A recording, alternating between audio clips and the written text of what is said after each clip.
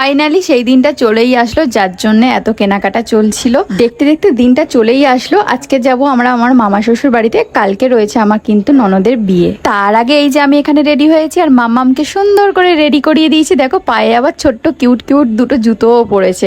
আর এই যে গাড়ি চলে এসছে, গাড়িতে উঠছি কারণ মাম্মামকে নিয়ে আর ট্রেনে যাব না বলে ঠিক করেছি, তার জন্যই গাড়ি। আমার একটু কষ্ট হলেও কিছু করার নেই, মাম্মামের জন্য আমার এইটুকু কষ্ট সহ্য করতে হবে।